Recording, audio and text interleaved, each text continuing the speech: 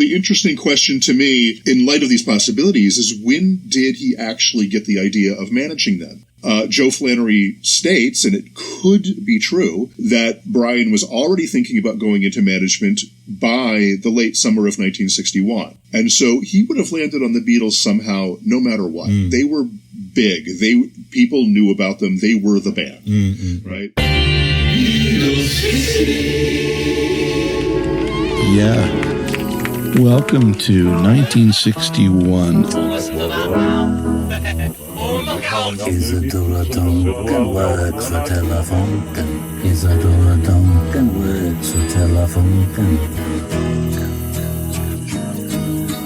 Beatles 60 is an independent, unofficial study group. We're not experts. We're like diligent students. We follow their experiences in real time. Well, I'm a low down blues machine. My way, but you know I'm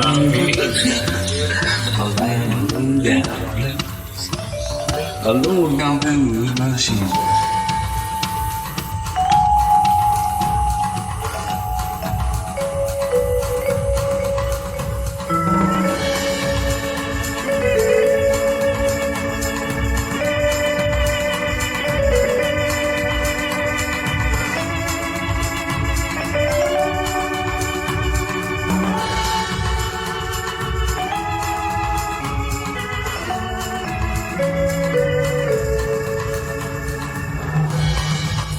Instead of my horrible impersonations. I think I'm losing my Liverpool friends because I dry my scouts out on them and They don't like it.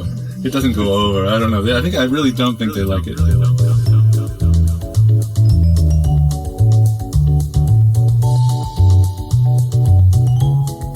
It's like if the Beatles had been from the U.S., they would have been from Milwaukee.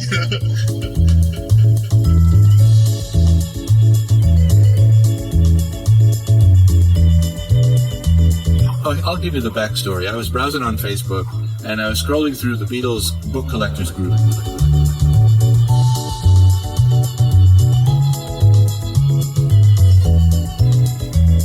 People always say, oh, it was Dylan that turned the Beatles onto pop.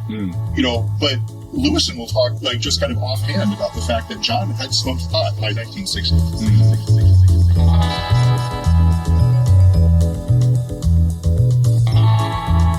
Oh, this is bullshit. Switch that bullshit off. There's more of them than there are of us, and that's why we're so furious. Why such fury? Why such fervour? Why such fervour? Hey listeners, welcome to another episode of Beatles 60. Notice that I didn't say episode, I said episode, hinting at this week's topic. I'm welcoming aboard a co-host, starting from now, a guy known on social media as Balmy Old Codger, but I call him Andy. And I'm known on social media as Rents Fur, but my friends call me Larry. How's it going, Andy? It's good. How you doing, Larry? Okay. We just had a thunderstorm here in not so sunny Osaka today. Ooh, I don't like them. How are things in Nashville? Nashville is good. It's 1:30 in the morning, so it's prime time for me. But it's been a little bit warmer, 70 degrees today. That's Fahrenheit. Okay, right. We'd be frying if it was Celsius. Right. Just so that new listeners understand, we would be talking about this time of year in 1961, even if Brian Epstein hadn't met the Beatles this month of that year. Our collective project, Beatles 60, which is Andy's blog, Facebook page, and Twitter account, along with the Facebook group that I maintain along with Grant Heaton, is the combined project like a time machine where every day is the 60th anniversary of something or other. Will be in 1961 until next year, and then we start 1962 and so on. So Brian goes to see the Beatles in early November. That's the big story this week. But let's back up and talk about the controversy regarding the way that the Beatles would have been a group that he had vaguely noticed, and then how they first became a particular object of Brian's active attention. We'll look at how it happened.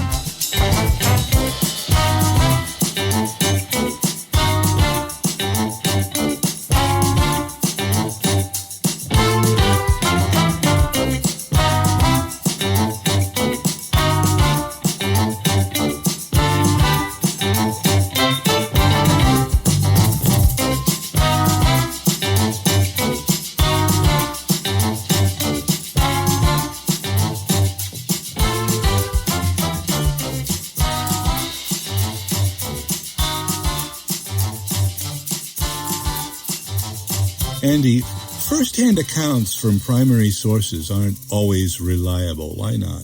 Well, I think there's several reasons. There's just bad memory of people. There's differing memories between people. I mean, you must have had the experience. Two people at the same place at the same time will still remember things in a different way. Also, there are people who are not realizing when something is going on. You're at an event and you don't realize that it's something that is going to be really, really important and that you should be remembering it. So there are those things. And then in terms of being sources that are being interviewed or something, there are people who have a certain amount of self-interest, who are trying to tell a story the way they want a story to be remembered, so they have a personal agenda, something like that. And as an example, like we're talking about Brian Epstein, and so he wrote A Cellar Full of Noise, his autobiography, and the purpose of that book was to kind of craft an official narrative of what was going on. And this is something that has been spoken about by Aaron Torkelson Weber, who is a historian, a history professor. And the idea that there were omissions in that book because it was an attempt to make, here is the story that you should know. Also, Brian Epstein didn't actually write the book himself. It was written by Derek Taylor. He spent 5 days with Brian Epstein where they taped Brian's recollections, and Derek wrote the book from that. So you kind of lose some of the primary of that. Suddenly it's not really even a primary source anymore. Okay. With that in mind, let's take a look at the Raymond Jones story. Raymond Jones was a young man, 18 to 20 years old by the stories. And in A Cellar Full of Noise, Epstein's book, the story is that Raymond Jones walked into Nems, Brian's retail store, on Saturday, October 28th, 1961, and asked for My Bonnie by the Beatles. Now, that had... It's like legend now, isn't it? Right, exactly, it is. And it's talked about everywhere. My Bonnie had been released in Germany on October 23rd. Now, Nems had a policy of finding anything. And so Brian said that he wrote a note to look for the disc on Monday. Raymond Jones, My Bonnie, the Beatles, there we go. That's it. And this, of course, started the process that connects Brian Epstein to the Beatles. Now, in 1997, Alistair Taylor, who was Brian Epstein's personal assistant, says that there were people asking about the record, but there was no particular order, so he put in a fake order with the name Raymond Jones on it. Not a real person. Exactly, right? And he actually kind of said at one point, well, if anybody is Raymond Jones, it's me. But then, in 2002, The Best of Fellas came out, which was written by Spencer Lee, a biography of Bob Wooler, a friend of the Beatles. Jones had actually been located by Lee. He had found him. And Spencer Lee was told by Raymond Jones that Nems and Epstein had communicated with him in the past. To take that a little bit farther, in Tune In, Volume 1 of All Those Years by Mark Lewison, who we're going to be referencing a whole lot, I imagine, he interviewed Raymond Jones. And so there's a lot of detail in that book about, he worked as a printer. He was a Beatles fan. He saw the Beatles multiple times at the Cavern at different places. He frequented Nems. He shopped there all the time. He had heard about the record from his sister's boyfriend, Kenny Johnson, who was the lead guitarist for Mark Peters and the Cyclones. When you get to the level of this much detail, it's not just kind of like, like, oh, well, this is what I think happened. There's a lot of detail going on here. That'd be a lot to make up. And Lewison calls Jones' story verifiably correct, in quotes. That's what he said, verifiably correct. And also later says that Alistair Taylor was not a reliable witness in general because he was prone to embellishment. So I think that takes care of that part of the story, that Raymond Jones did exist.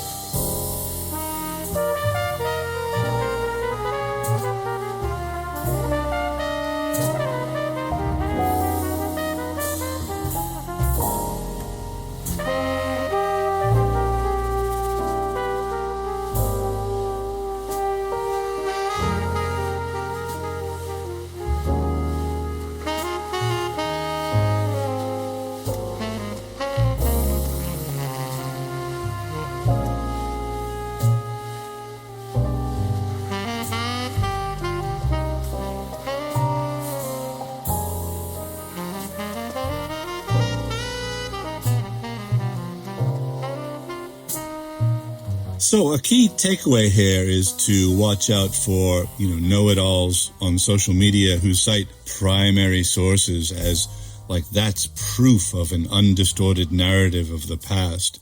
Sometimes those closest to the story can be the least reliable informants. John Lennon comes to mind. Another trap that we amateurs fall for is the search for specific causes and clear outcomes in every case. This caused that. X gave rise to Y. I don't know. People tend to think that the history of a small group of particular musicians, like a group biography, is somehow similar to, say, the history of nations and great wars and industrialization, etc., where you can sort of make out what is the main cause and effect of things in big history. But in, say, the history of a particular small community, things take quirky, twisted turns. There are often multiple, often random causes and varied outcomes for each different subject in the group. Weird coincidences, various forks in the road, some people who played huge roles, others who played insignificant roles, so that individual personalities can matter a lot in small history. So many variables that searching for clear causes and effects in small-scale history can prove futile. The past is kind of murky. And with big-scale history, it may be relatively neat. Small-scale, not so neat. And it leaves us having sometimes to tolerate some ambiguity, to acknowledge what's not known. Now, in that case, it sounds like Mark, what's his face? Lewison. Sorry. That guy. Sounds like Mark Lewison was very confident after talking to Ray, so it's credible to me.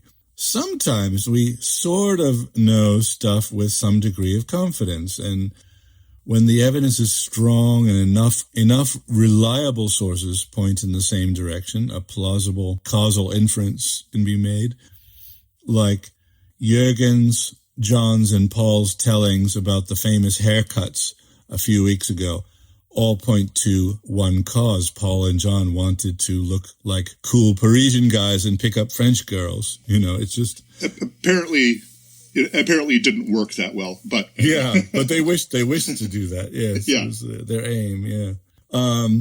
Other facts about the past aren't so clear, eh? So, for example, what if no Ray Jones? Would Brian and the Beatles still have met?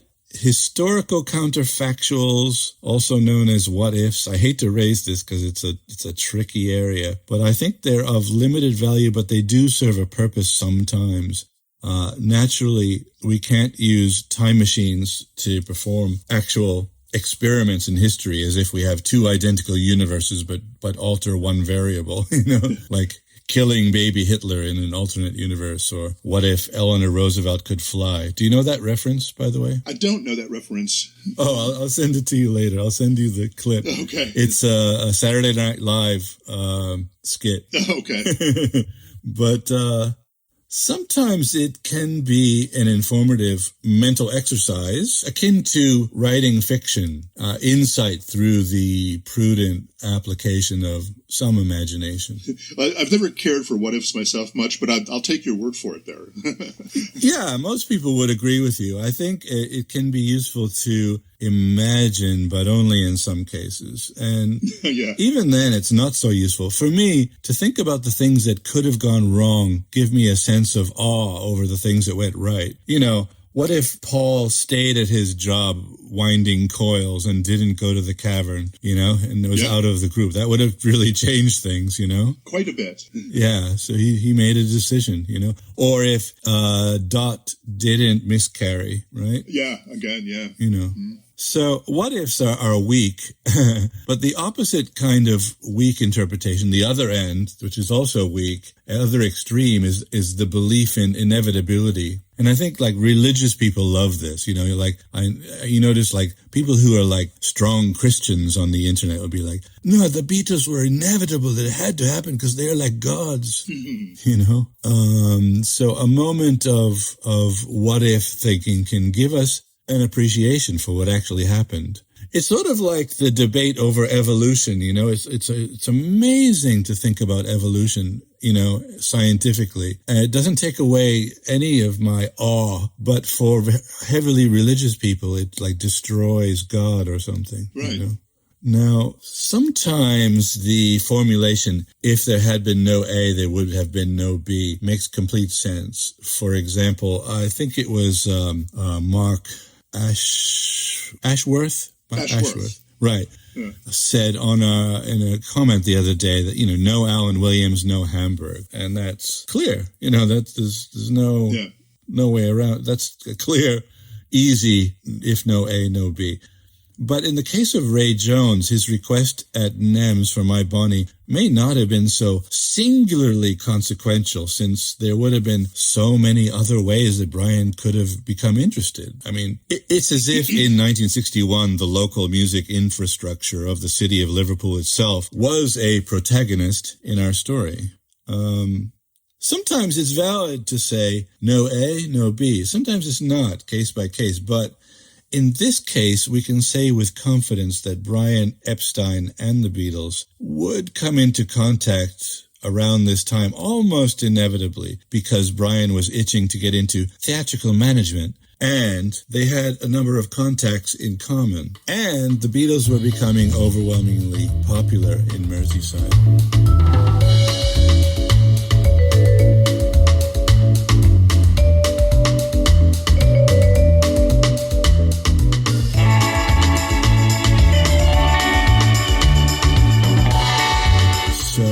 It's been noted that the Beatles apparently came to Brian's attention through numerous paths. Apparently, he started with only passing interest, just sort of noticing them in Mersey Beat, not really putting the bits of information together, not noticing that they were the same leather-clad guys spending daytime hours at Nems listening booths, and gradually noticing the buzz around the group. Is that about right, Andy? Right, and that is actually, for me, the other big part of the story. You know, did Epstein know of the Beatles? It's seemingly, at least somewhat commonly held, that he was lying when he said he didn't know about them. You know, because, exactly as you said, they were huge in Liverpool. Not only were they making the polls in Mersey Beat, but, you know, they were in Mersey Beat. Nems sold Mersey Beat. And on the second issue of Mersey Beat, they were on the cover in his store, and Brian Epstein wrote a column for Mersey Beat. You know, so how could he not have known? Right alongside Lennon's column in one issue. In the first issue, yeah, right. I actually don't think they overlapped, but yeah. The thing is, though, he never actually said that he didn't know them, and this is what you were getting to, right? That he just didn't know much about them. In his book, he says that beat groups weren't on his radar because, you know, he was very busy, and he wasn't the proper age for those kinds of things. He wasn't the age of people that were going to see beat groups. He was older, 27, you know, and, you know, he sold records. Nems sold records, and the Beatles didn't have a record until My Bonnie, and so he wasn't thinking about them. But he did know that things were happening. He says this, right? He did vaguely know the name from posters, and he actually says that he thought the name was, and this is a quote, odd and purposeless spelling of the Beatles, right? And he did figure out later that they were regularly in Nems, and that the girls in the shop, which is how he referred to the people who were working for him, assured him that the boys were well behaved. So, meaning those leather-clad guys in the listening booth. That's right, exactly. Yeah, they're okay. Yes, so I heard from the girls in the shop that they were well behaved. So. Yeah.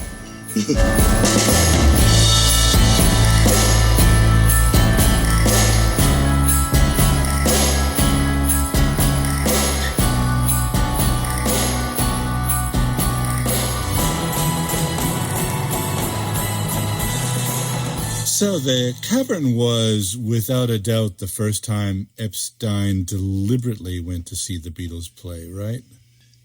Intriguing.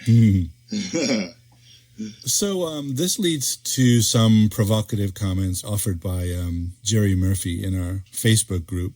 That alternate history takes some time to explain, but let's see if I can get it right. Here we go. Brian Epstein, in the early days, delegated a lot of Beatle management to his longtime friend Joe Flannery. Joe's no longer with us, but he wrote a book a few years ago about his friendship with Brian and the work he did for the Beatles.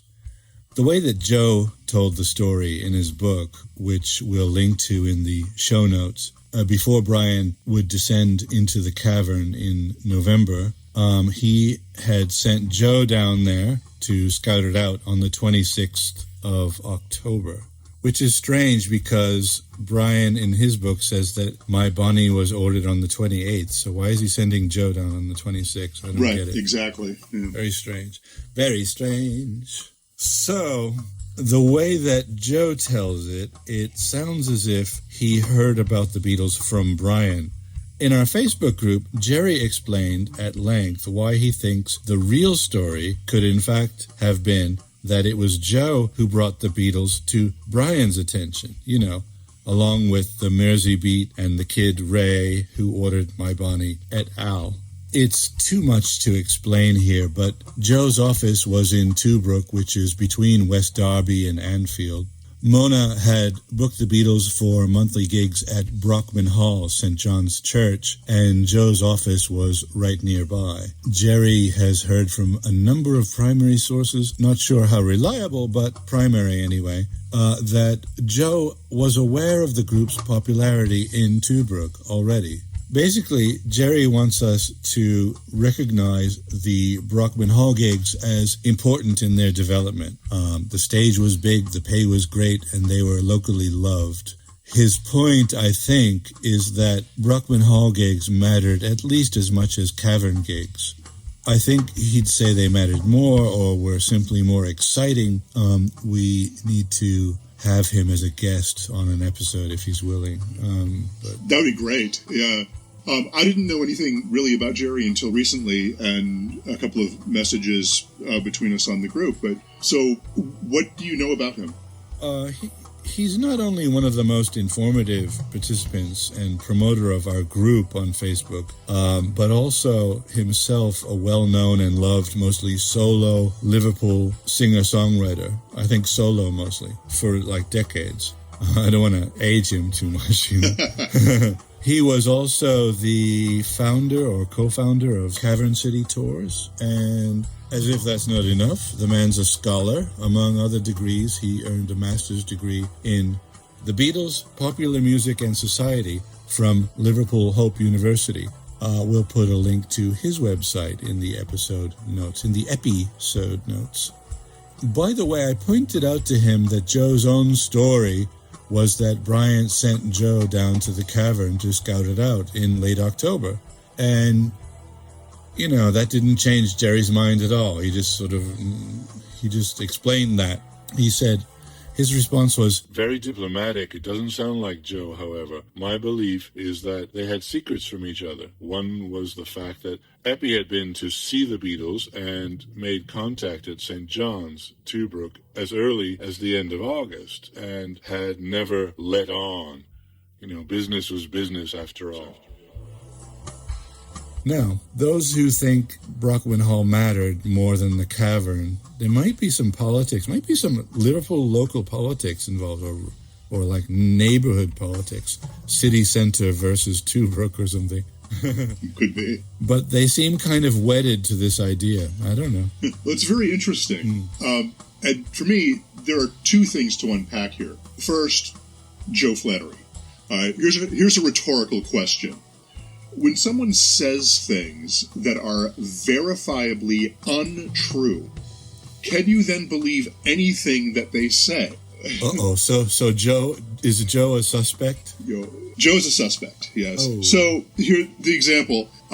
Joe Flannery told a story that Brian Epstein forced the Beatles to buy 10,000 copies of Love Me Do, their first single, when it came out. And that caused the Beatles to be living in poverty on the streets of London for weeks because they had no money for a while. All right?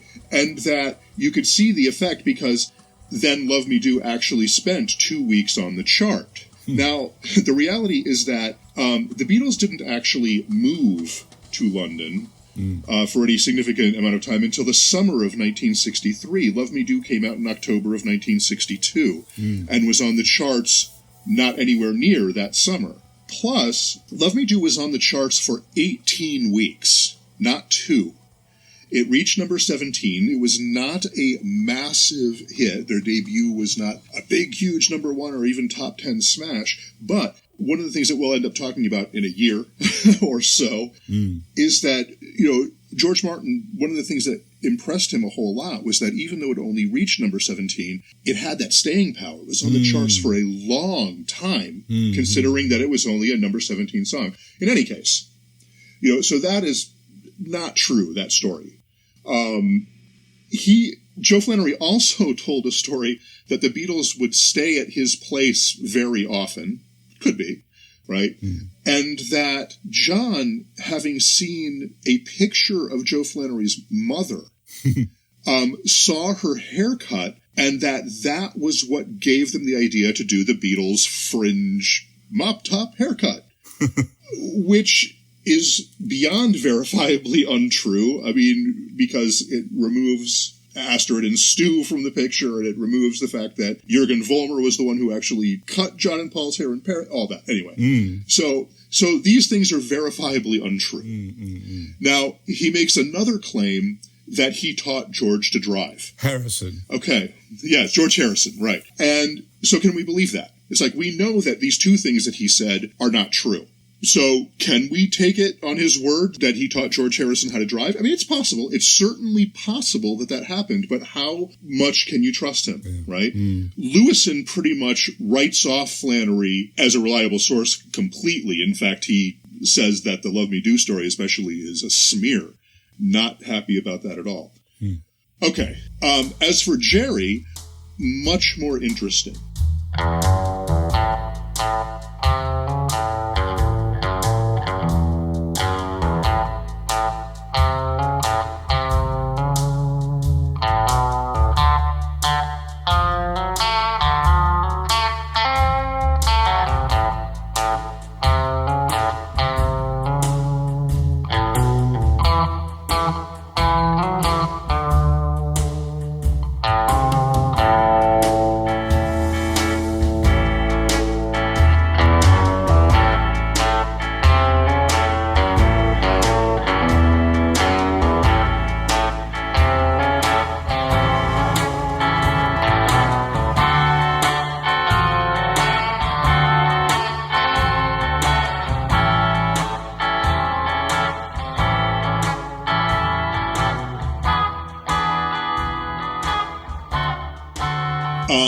Lewison says that there are reports that Epstein had seen the Beatles before the Cavern. He doubted it because he believed that they didn't make much sense and that they were unverifiable. Unverifiable, yeah. Right, that sounds right. Sometimes, faced with that limitation, you have only your gut sense to go on. What's most plausible, all things considered. And Mark sounds, in this case, confident in his doubt, anyway. Right. But with what we've heard about Brian Epstein's story, and with the information from Jerry, what can we be sure of? Cellar Full of Noise was created to tell one version of a story. But if that was just told that way for convenience, or if Derek Taylor, who was ghostwriting the book, just kind of made that part up himself, then it is absolutely possible that Epstein had seen the Beatles before, and that they just didn't want to muddle up the story. Wow.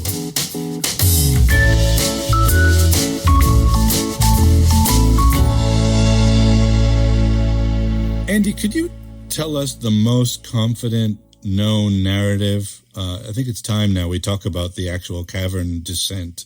Yeah. His descent down into the cavern went down on the 9th of November. What's the best known narrative? The basic story is the same in a lot of places. There's one minor difference. And so the story starts again with The Cellar Full of Noise, Brian Epstein's autobiography, that he was searching for my Bonnie because there were orders, and there actually were a couple of more orders after Raymond Jones. There were 2 more orders, and those people are unnamed.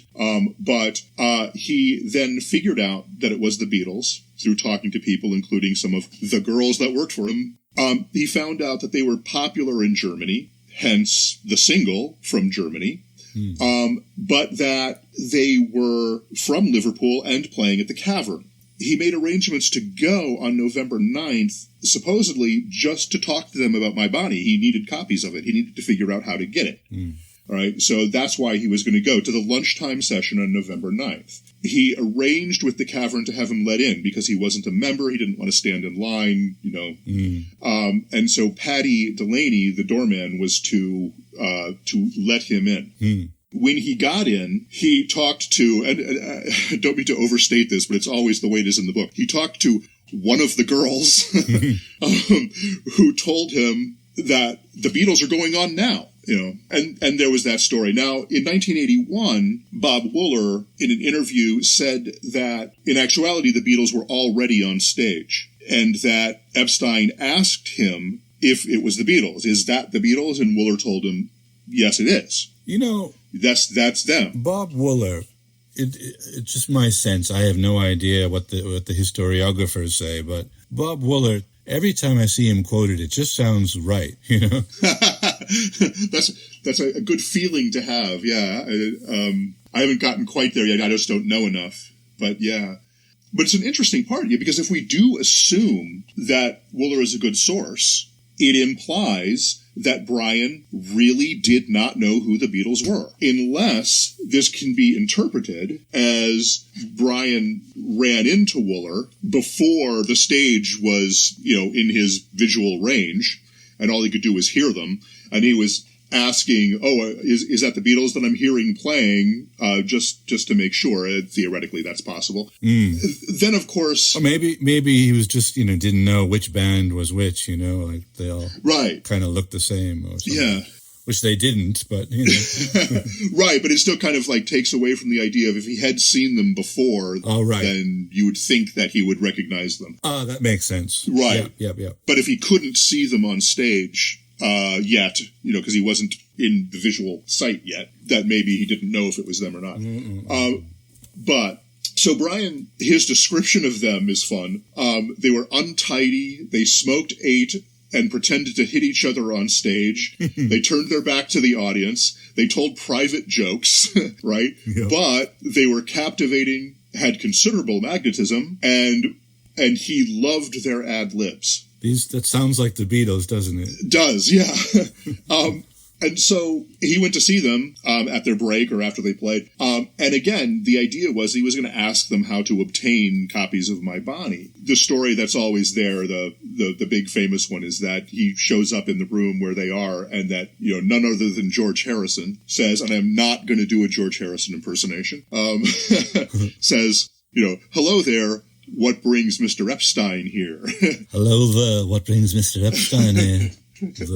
And he tells them about the queries at Nems. Paul gets the Cavern to bring the disc and play it so that Brian can hear it. What he says in A Cellar Full of Noise is that he doesn't know particularly what came over him, but he suggested a meeting for December 3rd, quote, just for a chat, right? And suggesting that the specific idea of managing had not fully formed. He just wanted to talk. And of course, we know that the thought that maybe he was thinking about managing in general, if not the Beatles before that. But yeah, exciting time.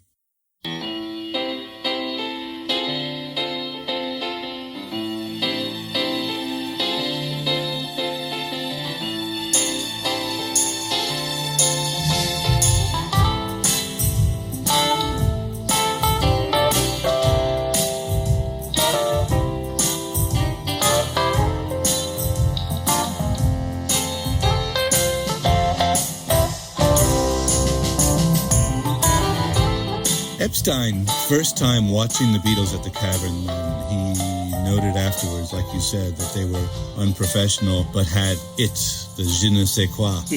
Some people might not understand why an unprofessional act with it, even with it, would be an ideal group for him to manage. I'm guessing that he could see that a manager was exactly what they needed. He used the word theatrical a lot in those days. I think he called himself the Beatles' theatrical manager. That was his title. He probably saw that his, let's call it, theatrical wisdom and their incredibly appealing talent and humor could work well together. He seemed to have a great vision. So the coming months are going to be interesting.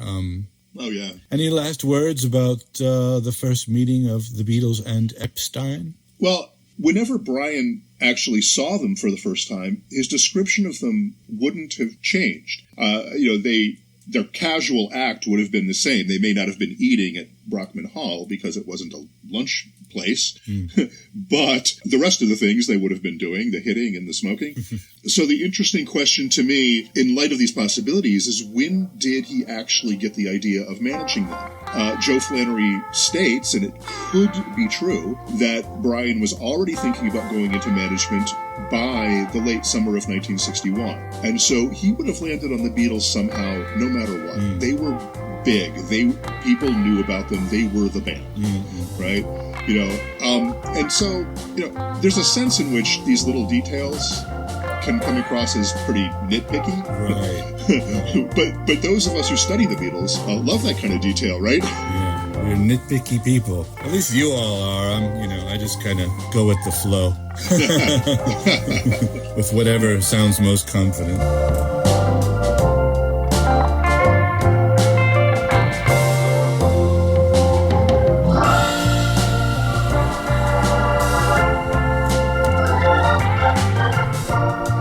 We're coming very near the end of the episode here, so it's our first episode together.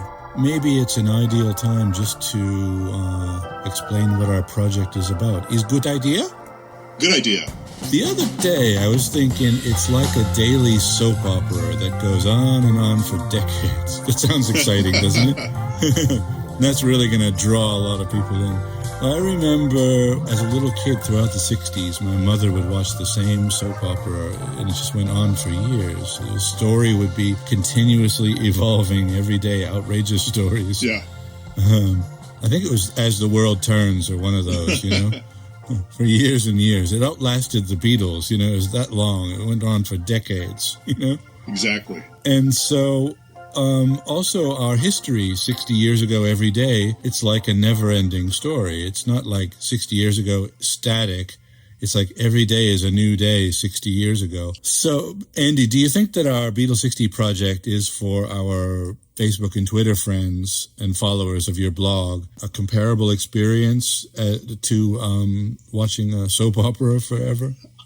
I can see that. I'm going to actually compare it to Doctor Who because I may actually have to reference Doctor Who every time. But in any case, yeah, I think that my favorite comments that I've seen from people throughout have always been the ones that say that they're kind of living with the Beatles kind of vicariously by reading the posts, or for some of the people, it takes them back to their younger days. For me personally, I knew a lot about the Beatles before I started doing this, 4.5 years ago, but not everything. And the most enjoyable thing that I have found in this entire experience is discovering things like Stu and Pete, who you hear the stories of, and I've come to just love those guys. They are Beatles, and they're just as part of the story and kind of living with them day to day. And we won't get into right now how sad that's going to become in a few months. Yeah. But yeah. But so not sad yet, but right. But we know it's going to be. That's the only difference. We kind of know the future, and they didn't. That's the sad. That's the weird thing, and right? I try to move that out of it. Let's try as much as possible not to think about the future. We're living it now. No, it's true. It's true that these are real people, and everyone around them, and the people that were around them are actually in our group as well. So that's interesting as well. So far, we've really developed a deep sense of 1960 and 1961 and the world around them then. 60 years ago, I was just 1 year and a month old, so I don't remember any of it. But and you weren't born yet. But no, not yet. We get this deep familiarity with Liverpool and Hamburg and their social situations, their ups and downs, and the passage of time between events. It absolutely differentiates us from fan groups where sequence and context is just all over the place, all scrambled up. I don't mean to put down other groups. Yeah. It's great that other groups, are just constantly worshiping the Beatles, and, it's like Stu Sutcliffe and Let It Be are mentioned like in the same paragraph or whatever. Yeah. But for us, it's very linear, isn't it? Our topical unit is the day. I mean, literally 24 hours. But the effect over many days, like you just said, it feels more like we're understanding their experience in particular months or seasons. I mean, human memories are sometimes episodic, but more often associated with events that happen over the course of a season or months or a period of time. For example, it was monumental the moment Brian went down to the cavern, but for all of them, him and the group and everyone, that relationship was just evolving over the course of the next couple of months, So they must remember it, not just that first night, but they remember the first meeting in his office and blah, blah. It's all sort of compressed, So our focus is on 60 years ago each day. It works because the effect is that we can feel the season, so to speak. Yeah, agreed. Right? When I say we, I'm including anyone who follows Beatles 60. Oh, yeah, sure.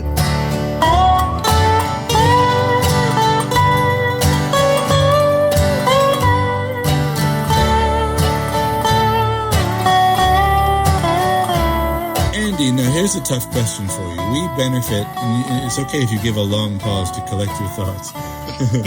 We benefit from biographers, journalists, historians, and historiographers. And without them, we'd have no content. Agreed? Yeah. Okay, this is like cross-examination. It's like the Rittenhouse trial. Yeah, right. Conversely, Andy, would you recommend that these experts and scholars follow our timeline with us? And if yes, how might it benefit them? I think that maybe it would just kind of put them back into the moment. Right off the top of my head, I'm thinking that's, in a sense, it's kind of what Mark Lewison actually already does, except that he has moved ahead because he has to get his books out. I think so. Well, I have to interrupt. I think with Mark, he's spending a lot of his time. He must be jumping around a lot because he's getting tips for all the 3 different volumes that are eventually to be, right? Right. And going back and thinking about revisions to volume 1. Meanwhile, he's watching the Let It Be, the new Get Back film, no doubt. So he's jumping around. But when he's writing, you're right. When he's writing, he must have to think this way. Yeah, he's just not thinking of it exactly on the day like we're doing. But he still is going through the chronology. From what I understand is that he is doing volume 2 and 3 at the same time because there's so much to go in and so much information that he's compiling. For us, I just again, like I can feel the season. You know, I know that a few weeks ago they got their hair cut in Paris. Yeah. And when we see photos of them from last week, it looks like they still like think their hair is kind of cool and like outrageous. And so they're posing in a way that says like, hey, look at our hair, you know? Did you see who was it that said it about Paul? It wasn't Wooler. It was somebody else. I can't remember. Who said that when they first came back from Paris that Paul kind of like skipped out and was like really making sure that you noticed his hair in the way that Paul would be kind of, hey, look at me. Exactly. You know, those most recent like excellent pics from about a week ago, I guess, the group pics. Yeah. It really does look like as if they think they look really cool. Yeah. And like we don't notice it because like the hairstyle at the moment is just kind of pretty normal for us after more than half a century. Yeah. Oh yeah. I mean, I've always had a hard time with like, you know, people saying, oh, look how long their hair is. And I look at the pictures and go, yeah, that's pretty much nothing. You know? Yeah.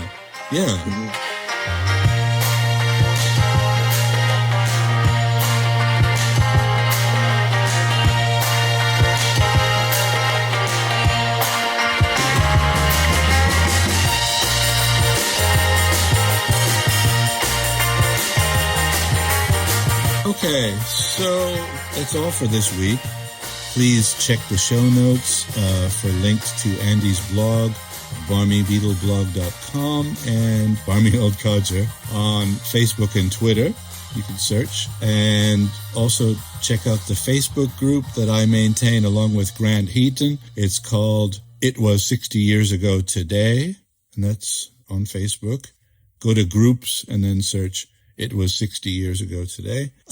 We'll also include a link to the sources mentioned in this episode, including our stuff, in the episode notes. And then on Twitter, you have also It Was 60 Years Ago Today, the Twitter account run by Adam T. Mason, which also has this kind of information in it. So that's great, too. Worth a check out. Yeah. Excellent. Yeah. So Adam's a good friend. And Adam, if you're listening, be sure to use the hashtag Beatles60 because that, you know, makes us one big project. And I'm sorry, next time I will mention you in the list. I actually didn't know until just now. So if you Google us, remember to put Beatles 60 with no space. That's Beatles 60, not Beatles space 60. Because if you put Beatles space 60 into Google, it's like all of the 1960s, you know? That's right.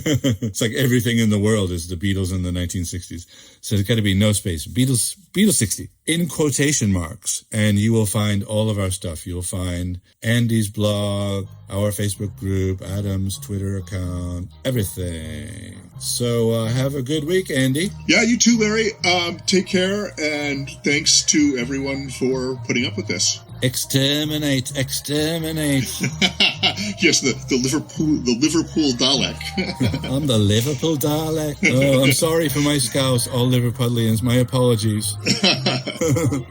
Okay, goodbye.